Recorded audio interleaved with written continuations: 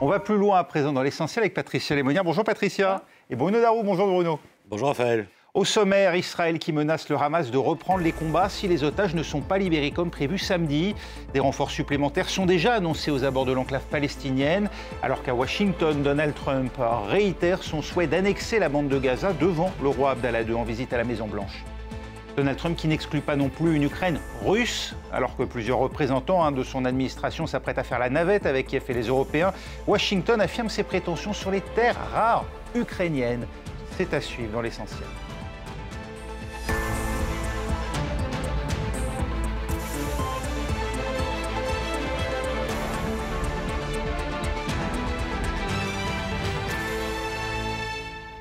Pression maximale sur le Hamas. Benjamin Netanyahou menace de rompre le cessez-le-feu si les otages ne sont pas libérés samedi comme prévu. Des paroles qui font écho à celles de Donald Trump. Hier, le président américain a menacé à nouveau d'un véritable enfer le mouvement palestinien s'il ne relâchait pas tous les otages israéliens d'ici samedi. Et d'ailleurs, Israël passe de la menace aux actes en annonçant déjà des renforts supplémentaires autour de Gaza, y compris des réservistes, Claire Duhamel. Bonsoir Raphaël, oui, c'est ce qu'a dit l'armée israélienne depuis hier. L'armée dit se préparer à tous les scénarios et a donc aujourd'hui rappelé des réservistes, déployé des unités à la frontière. Alors la réalité de terrain d'un point de vue militaire à Gaza a beaucoup changé en plus de 3 semaines de cessez-le-feu puisque les civils sont retournés au nord. L'armée israélienne s'est retirée du couloir de Netzarim qui marque la séparation entre Gaza Sud et Gaza Nord et le concept même de zone humanitaire pour les Palestiniens de Gaza n'a plus réellement de sens. C'est donc une réalité extrêmement effrayante pour eux alors que ce cessez-le-feu pourrait être en train de s'effondrer. Il y a aussi eu un changement de réalité en Cisjordanie occupée depuis 3 semaines avec environ 40 000 Palestiniens qui ont dû quitter leur maison dans les camps de réfugiés de Jenin et Tulkarem. Une opération massive de l'armée israélienne, de nombreuses unités déployées, ce qui a aussi une incidence sur ce qui se joue maintenant. Mais ce dont on parle ce soir, c'est bien avant tout de Gaza puisqu'après 4h30 de réunion du cabinet de sécurité israélien, eh bien, les Israéliens disent dans les grandes lignes qui suivent les plans de Donald Trump. Il y a énormément de confusion et de déclarations contradictoires ce soir. Ce qu'il en ressort néanmoins, d'après ce qu'a dit Benjamin Netanyahou, c'est qu'il y a cette date, cet ultimatum de samedi prochain, date à laquelle le Hamas devra avoir libéré nos otages. C'est les mots choisis par Benjamin Netanyahou sans stipuler exactement de combien de personnes il parle. À cette date, eh bien, ils doivent être libres, sinon la guerre reprendra de plus belle. Le cessez-le-feu paraît plus fragile que jamais ce soir au Proche-Orient. Oui, Donald Trump, lui, parle même de libérer tous les otages samedi. Simple lapsus ou bien nouvelle position de négociation, y compris des Israéliens, Claire? C'est difficile à dire avec précision, d'autant que les Israéliens semblent jouer sur cette confusion. À l'issue de cette réunion du cabinet de sécurité, Benjamin Netanyahou a dit « nos otages ». Il a réellement utilisé ces mots, « nos otages », sans donner de précision sur est-ce qu'il parle des otages de la première phase ou est-ce qu'il parle de tous les otages. Il ne donne tout simplement aucun nombre. Ensuite, eh bien, une source politique jugée proche de Netanyahou a dit qu'on parlait bien des 9 otages vivants dont la libération est prévue dans la première phase. En plus de ces 9 personnes, il y a 8 otages qui sont considérés comme morts. Et puis, quelques heures plus tard, une autre source politique anonyme, cette fois-ci, dit bien que Netanyahou parle de tous les otages en comptant ceux dont la libération n'est pas prévue à l'heure actuelle. Il semble que cette confusion soit quelque peu volontaire. Ce qu'on sait de façon factuelle, c'est qu'il reste donc 9 otages vivants à libérer dans la première phase, 8 otages morts et qu'à l'issue de cette première phase, il resterait une 60aine d'otages environ, dont 30 sont considérés comme morts, 30 environ. On ne sait donc pas très précisément de quoi parlent les Américains et de quoi parlent les Israéliens quand ils disent qu'il faut faire libérer tous les otages d'ici là. Ce qui est certain en tout cas, c'est que vu de Gaza, ces derniers développements sont extrêmement effrayants pour la population civile palestinienne. Trump parle de faire déferler l'enfer sur la bande de Gaza. L'enfer en réalité, c'est ce que vivent les Palestiniens depuis plus de 16 mois désormais. Et la perspective de nouveaux combats intenses est évidemment extrêmement effrayante pour les Palestiniens. Merci Claire Duhamel en direct de Jérusalem pour France 24. Patricia Lémonière, vous voyez un risque sérieux de reprise des hostilités? Oui, il peut y avoir une reprise des hostilités. Tout dépend sous quelle forme, mais déjà Déjà, il y a des incidents à Gaza. Déjà, il y a de temps en temps des tirs, des attaques, des civils qui sont tués, etc.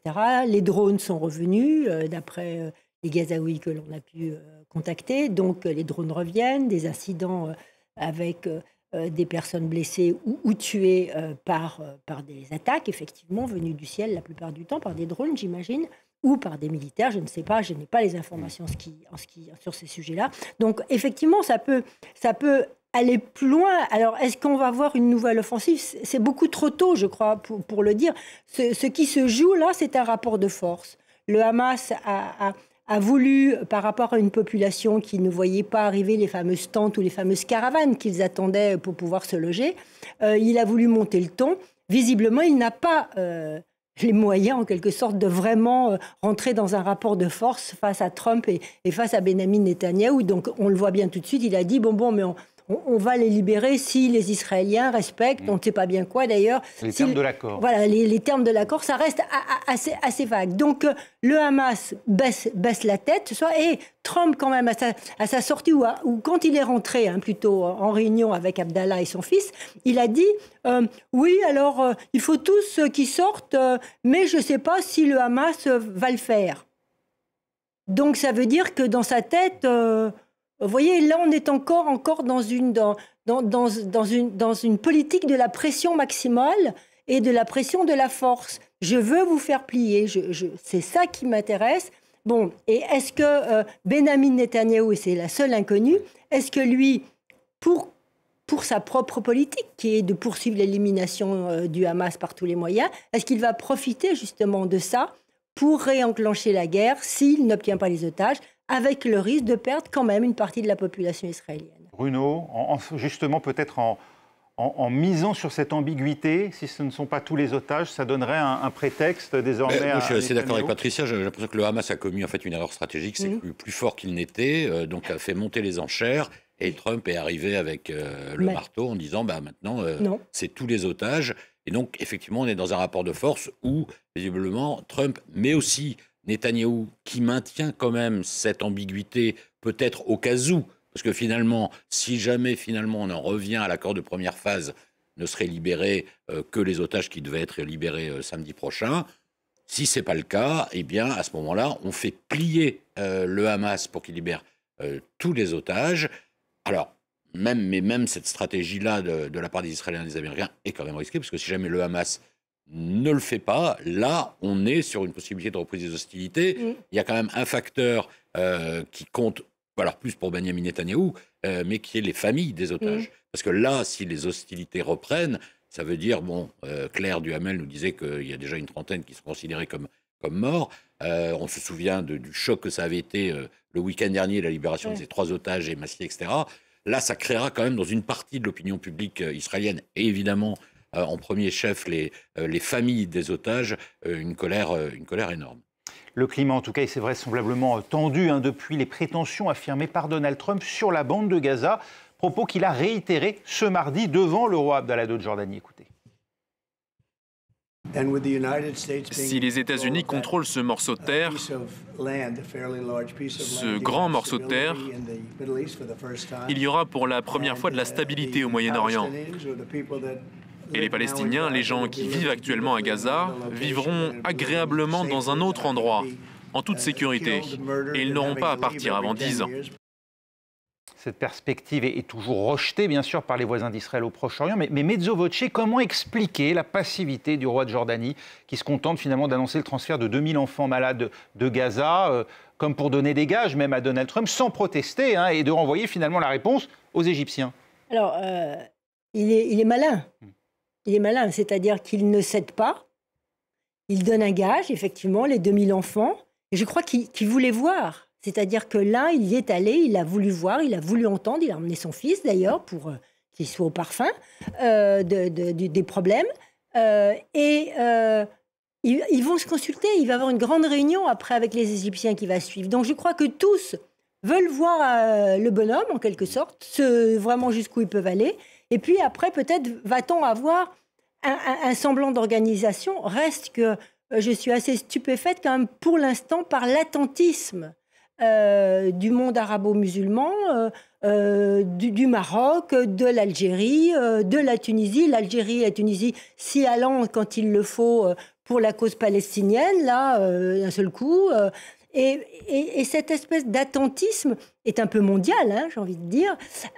Et là, je crois qu'en tout cas, Abdallah a fait preuve de sagesse. Il n'a pas été à la confrontation, comme tout le monde fait. D'ailleurs, regardez Ursula von der Leyen, pareil, hein, Christine Lagarde, tout le monde. On essaye de transactionner. Je ne suis pas persuadée que la transaction, ce soit ce que Trump respecte le plus. Oui, en tout cas, il est, disons, revenu un peu sur sa menace de suspendre les aides, puisqu'il dit qu'on n'en est pas encore là, Donald Trump. Oui, mais ça, c'est de la, c'est de la négociation. C'est de la transaction. Un pouce, je pousse. Ensuite, je dis non, finalement, c'était pas ça, je voulais pas du tout vous menacer, bien évidemment. Alors que si, bon, moi, je suis d'accord, le roi Abdallah, il s'en est quand même pas mal sorti parce que c'était vraiment une visite à haut risque, qui marchait sur des œufs. Il est en position de faiblesse vis-à-vis de Donald Trump. Il est à la tête d'un petit pays dont presque la moitié des habitants sont déjà des Palestiniens. Il est extrêmement dépendant de l'aide américaine, donc c'est toujours le même levier qu'utilise Donald Trump. Et il a été malin parce que 750 millions d'aides économiques, 350 d'aides militaires. Oui, un peu plus d'un milliard. 1,2 million, 1,4 milliard, 1 million. Voilà. Enfin, et pour l'Égypte, on est aussi autour de 1 milliard 200 ou 300 millions. Donc ce sont des aides quand même considérables. La différence d'ailleurs, c'est que pour le moment, pour la Jordanie, l'aide a été suspendue, ce qui n'a pas été fait, ni pour Israël bien sûr, ni pour l'Égypte. Et là où il a été aussi assez malin, Abdallah II, c'est de dire oui, bon, ok, j'entends ce que vous dites. Il propose les 2000 enfants malades. Donc c'est bon. Trump lui-même a été obligé de dire c'est un beau geste, parce qu'il n'allait pas dire il n'y a que ça. Oui, il attendait plus. Il attend des enfants malades, mais 2000. Voilà, on est très très très loin du compte. Il y a 2,5 millions de Palestiniens. Et puis Abdallah a évoqué aussi, vous savez, il y a un plan de coopération qui est en préparation avec le Caire, où l'Arabie Saoudite pourrait jouer un rôle. Et donc là, on voit que tout ça n'est pas aussi simple que ça, que l'Arabie Saoudite joue un rôle. Alors après, est-ce que finalement, le calcul de Trump, ce ne serait pas de dire, en imposant de facto cette solution, y compris par la contrainte quelque part, en disant que les États-Unis vont récupérer la bande de Gaza, de toute façon, on casse l'idée d'un État palestinien, c'est quasiment fait. Du coup, l'Arabie Saoudite n'aura plus d'arguments pour dire qu'elle veut normaliser ses relations avec Israël. Enfin, ça me paraît un peu compliqué, mais je n'exclus pas. Depuis que j'ai entendu dire que l'Arabie Saoudite était quand même dans la boucle des négociations, je me demande s'il n'y a pas des deals à 3 bandes qui sont en train de se nouer quand même. Parce qu'il faut rappeler que Donald Trump souhaite vraiment une normalisation des relations entre Riyad et Tel Aviv. Et l'on repartirait donc sur un statu quo sans État palestinien, avec une souveraineté entre guillemets israélienne ou américaine sur l'ensemble des territoires palestiniens, mais une reconnaissance mutuelle avec l'Arabie Saoudite. C'est ça que souhaite obtenir Donald Trump en modifiant les termes là, c'est entre son désir et la réalisation immédiate, je pense qu'il va quand même s'écouler un peu de temps, parce que, le roi Abdallah de Jordanie a affaire avec une opposition et une majorité de sa population qui est d'origine palestinienne. 2, en Arabie Saoudite, il y a une population qui est très remontée, et c'est une population importante, qui est très remontée, qui n'est pas du tout prête, à part l'élite, à faire la paix et à faire du business avec Israël. Et l'Égypte, c'est pareil. Donc ces gens-là sont quand même assis, le roi Abdallah, il est assis sur un trône vacillant. Alors que Trump ne veuille pas l'entendre, mais le jour où le roi Abdallah saute, peut-être que Trump va commencer à se dire, il se passe quelque chose. En revanche, je suis d'accord avec vous, parce qu'il y a bien quelque chose qui se passe à côté, mais qui se passe dans le camp égyptien. L'Égypte essaye de monter avec les Jordaniens, effectivement peut-être avec l'argent saoudien, une autre solution, mais qui n'est pas celle de Trump, qui est celle de reconstruire Gaza. Oui, d'ailleurs, le président Al-Sisi l'a dit. Sans bouger, sans déplacer les Palestiniens. Sans déplacer les Palestiniens. Donc c'est la solution que va offrir avec l'argent saoudien, parce qu'ils savent très bien que sans l'argent saoudien, donc le pôle aujourd'hui, le pivot de toute la crise, c'est moins Trump, moins Benjamin Netanyahou qui peut redéclencher la guerre. Alors c'est une autre histoire, mais pour la résolution du conflit, c'est définitivement l'Arabie Saoudite qui a les clés. Oui. On cherche à se passer des États-Unis, et de ce point de vue-là, l'Arabie Saoudite est un acteur qui peut exister dans un bras de fer. Et c'est un acteur qui, ça n'a pas toujours été le cas dans le passé, mais qui depuis quelques années s'est beaucoup, notamment avec MBS, s'est beaucoup émancipé par rapport aux États-Unis, qui s'est rapproché de pays comme la Russie, la Chine, même l'Iran, l'Iran, qui s'est diplomatiquement émancipé et affirmé comme une vraie puissance régionale et qui en plus effectivement a beaucoup d'argent, donc qui peut faire des choses. Et c'est effectivement très intéressant de voir ce pays essayer, alors peut-être, tout ça sont quand même des suppositions, mais de bâtir une alternative à ce que veut faire Trump. Mais néanmoins, on est obligé de reconnaître que c'est depuis que Donald Trump est là que ça bouge quand même. Parce qu'il donne un coup de pied dans la fourmilière. Il sait peut-être lui-même que tout cela n'est pas très réaliste, que les États-Unis aillent prendre le contrôle de la bande de Gaza. Je pense que lui-même n'y croit pas, enfin il faut l'espérer. Mais il se dit, on sort de ces statu quo, des déclarations sur les solutions à 2 États, machin. Tout ça, tout le monde sait que ça ne fonctionne plus aujourd'hui. Je mets le coup de pied dans la fourmilière et je vois comment les uns et les autres... Il l'a dit d'ailleurs, je souhaite que les pays arabes jouent un rôle, etc. Il voit comment ça bouge et puis il se positionnera. L'Arabie Saoudite, elle a les moyens de tenir tête à Donald Trump. Elle n'est pas dépendante financièrement et elle peut rentrer même dans un conflit avec lui. La dépendance aujourd'hui est militaire. Et puis aussi, il y avait ces fameux accords qu'il voulait passer sur... l'acquisition de centrales nucléaires, de le savoir dans la recherche nucléaire, etc. Mais ils peuvent se tourner vers d'autres. Il peut très bien se tourner. Bon, la France, mais il peut aussi tourner vers les Coréens. Les Coréens sont au petit soin avec les Saoudiens aujourd'hui. Donc, le MBS, le prince, a donc plusieurs cartes effectivement dans la main et tout dépend de la partition qu'il va vouloir jouer.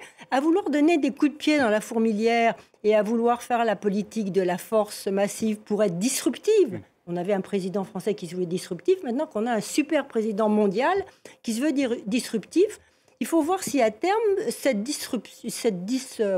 vous m'avez compris, ne va pas créer un chaos plus difficile à le gérer que celui auquel on fait face aujourd'hui. D'ailleurs, c'est préjudiciable aux intérêts américains, même. Oui, exactement. Et aussi d'ailleurs aux intérêts israéliens. Et d'ailleurs, le roi de Jordanie, alors, il devait le dire à Trump, on ne sait pas, effectivement, il aurait fallu être une petite souris pour voir comment s'est vraiment déroulée la rencontre.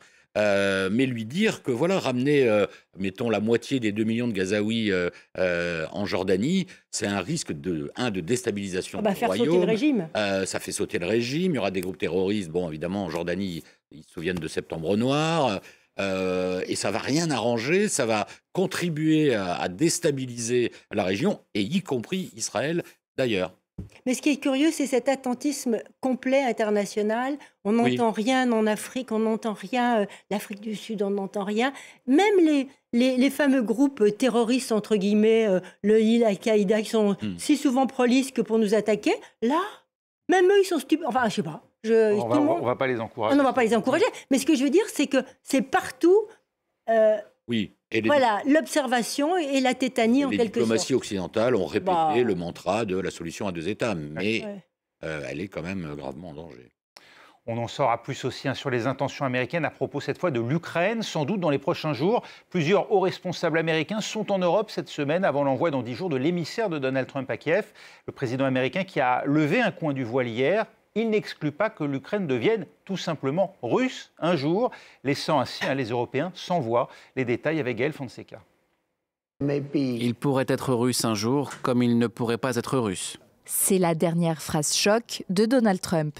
Pour le président américain qui fait de la fin des conflits armés l'une des lignes directrices de son mandat, peu importe l'issue de la guerre en Ukraine, une compensation doit être donnée aux États-Unis pour son aide apportée à Kiev. Nous avons mis tout cet argent là-bas et je dis que je veux le récupérer. Je leur ai dit que je voulais l'équivalent de 500 milliards de dollars de terres rares. Et ils ont accepté. Au moins comme ça, on ne se sent pas idiot. Le président ukrainien avait déclaré être prêt à recevoir des investissements d'entreprises américaines dans ces terres, mais une partie des ressources minérales de l'Ukraine se trouve en zone occupée par la Russie, qui contrôle aujourd'hui environ 20% du territoire ukrainien. Volodymyr Zelensky a longtemps refusé toute négociation pour battre la Russie sur le terrain, mais face à l'avancée des troupes russes et la peur de perdre l'aide américaine, ses contacts avec Washington vont s'intensifier. Il est important pour moi aujourd'hui de me concentrer sur le travail pratique de l'équipe de l'Ukraine et de l'équipe des États-Unis d'Amérique, sur une vision commune, de préférence sur l'essentiel. Bien sûr, il peut y avoir des opinions différentes, mais une vision commune de l'essentiel, comment arrêter Poutine et comment donner des garanties de sécurité à l'Ukraine et aux Ukrainiens. Dès vendredi, il sera présent à la conférence sur la sécurité de Munich. Il y rencontrera le vice-président américain J.D. Vance. Le 20 février, 4 jours avant le 3e anniversaire de la guerre, Volodymyr Zelensky recevra la visite de l'émissaire spécial américain Kate Kellogg, chargé d'élaborer un plan pour mettre fin au conflit. Enfin, une rencontre avec Donald Trump est prévue, mais aucune date n'a été fixée pour le moment. Alors, 2 informations importantes à vous communiquer. D'abord, Volodymyr Zelensky se dit prêt à l'instant à un échange de territoire avec la Russie, voilà qui change peut-être la donne, d'autant que Donald Trump a annoncé aussi l'envoi de son secrétaire au Trésor. Tiens, que vient-il faire dans cette histoire à Kiev, Scott Bessent, pour discuter des ressources minérales? Alors manifestement, le comportement prédateur des Américains semble payer dans la position ukrainienne. Patricia Lémonnière. Le président américain vient d'annoncer qu'il veut récupérer 500 milliards. Qui est à peu près l'équivalent, estime-t-il, de l'argent qui a été mis dans l'armement fourni par les Américains depuis des années, plus des prêts, etc. Donc il veut les récupérer. Donc tout à fait logiquement, il envoie faire un état des lieux par l'homme qui s'occupe des finances américaines. Tout ça est dans la pure logique. Alors est-ce que pour autant le président ukrainien est contre? Non, il dit avoir parfaitement compris à la limite. Là, on vient faire l'inventaire avant saisie quand même. Oui, c'est un peu ça que ça veut dire. Il a dit qu'il était parfaitement d'accord pour rentrer en transaction avec le président américain, qu'il attendait d'ailleurs de le rencontrer. Et donc ça préfigure la rencontre. On vient faire l'état des lieux chez vous. Après, vous venez nous dire ce que vous êtes prêts à nous donner ou pas à nous octroyer. Il faut voir que ces fameuses terres rares ne sont pas toutes dans l'Ukraine qui est sous contrôle ukrainien. Une bonne partie, parce qu'elle se trouve dans le centre et à l'est. Et dans le centre, et donc il y a une partie du centre est à l'est, en quelque sorte. Oui. Et donc, elles ont déjà échappé aux industriels américains. Et d'ailleurs, Zelensky l'a rappelé. Il lui a dit, mais écoutez, moi je suis désolé, mais c'est les Russes qui occupent les terres que vous voulez nous récupérer. Donc, il n'est pas bête. Mais pour l'instant, Zelensky n'a pas abandonné l'idée de base qu'il veut intégrer l'OTAN. Et ça, intégrer l'OTAN, il n'y en a pas beaucoup qui sont d'accord. Même en France, même en Allemagne, on n'est pas favorable massivement à cette intégration. Donald Trump qui semble plus préoccupé par les terres rares ukrainiennes que par les terres ukrainiennes elles-mêmes. Oui, après il est toujours dans sa logique est-ce qu'il va défendre transactionnelle. Moi j'ai l'impression qu'il joue un peu, qu'il a deux fers au feu, Donald Trump. Parce que même dans l'extrait, là, on a retenu surtout peut-être qu'un jour les Ukrainiens seront russes, mais il a ajouté ou peut-être qu'ils ne le seront pas. Donc en fait, il y a à la fois un message. Ils le sont pas. Mais si, en fait, il y a à la fois un message à Zelensky. Il lui dit écoute mon gars, si tu veux l'aide, on fait le deal sur les terres rares parce que ça va me rapporter et du coup, je continue à te soutenir. C'est ce qu'on comprend. Et d'un autre côté, si Zelensky ne veut pas, il dit à Poutine, dans ce cas-là, je vais te faciliter la vie. Mais sinon, c'est pas dit que je vais te faciliter la vie. Pour le moment, il en est là, toujours ce principe d'incertitude de son interlocuteur. Je pense pas qu'il ait mis toutes ces billes côté ukrainien encore. On apprend quand même la libération. Alors, et puis juste l'échange de territoire que propose à l'instant. Oui. Alors, bon, c'est le petit bout qu'ils ont. On imagine que les territoires conquis en Russie, qu'il estime avoir conquis en Russie autour de Kursk, pourraient être dans son esprit une échanger contre. Il reste plus grand-chose. On apprend aussi aujourd'hui la libération de l'Américain Mark Fogel, qui était détenu depuis 2021, donc détenu en Russie, libéré donc par la Russie. Est-ce que cela n'indique pas tout de même le signe désormais bien tangible d'un rapprochement avec la Russie qui serait peut-être funeste pour les ambitions ukrainiennes? Alors, le rapprochement avec la Russie, c'est même pas un rapprochement. Les deux hommes se sont parlé. On a appris. C'est le président Trump qui l'a dit. On ne sait pas si c'est une fois, deux fois, plusieurs fois. Il a été suffisamment. Il a maintenu le flou. Les deux hommes s'étaient parlé avant. Se sont parlé pendant que Trump n'était pas président. Donc les relations entre Donald Trump et Vladimir Poutine sont constantes. Oui, sauf que là, Poutine lâche une concession. Sauf que là, non, je ne dirais pas qu'il lâche pas une concession. Poutine, il est dans le jeu d'échecs. il avance... Quelle contrepartie Quelle contrepartie a-t-il obtenu contre la libération de Marc Fogel? Ah oui, il a obtenu déjà que Trump lui parle plusieurs fois, ce qui est pas. Il a obtenu le fait que Zelensky accepte d'aller à la négociation, et ça, c'était pas acquis. Donc il a obtenu de plus en plus. Et puis alors après, est-ce qu'il a obtenu que les Européens soient en dehors? Tout ça, on va le découvrir au fil des jours, ce qu'il a obtenu. Après, je ne sais pas d'ailleurs chronologiquement, parce que est-ce que la contrepartie, c'était pas la phrase de Trump sur le fait de dire un jour l'Ukraine sera russe? Oui, mais alors là, ça signalerait dans ce cas-là, effectivement, que l'Ukraine est peut-être plus soutenue par Washington. Moi, je suis d'accord, c'est un jeu d'échecs pour le moment. À l'étape où on est là, Trump a lâché cette phrase, les Russes libèrent ce ressortissant. Mais ça ne veut pas dire que le jeu est terminé. Ah non, non, c'est un vrai jeu d'échecs qui s'est engagé là et Poutine veut gagner. Oui, est-ce que Donald Trump, lui, gagnera quelque chose? Zelensky ne veut pas tout perdre. Voilà. Et nous non plus. Voilà placés les termes du débat. On en saura plus, on l'espère, dans les prochains jours, puisqu'il va y avoir une succession de visites d'officiels américains, aussi bien ici en Europe qu'à Kiev. Merci en tout cas Patricia Lémonière, Bruno Darroux, on va plus loin. C'est terminé. Rendez-vous dans 4 minutes pour la suite de l'essentiel.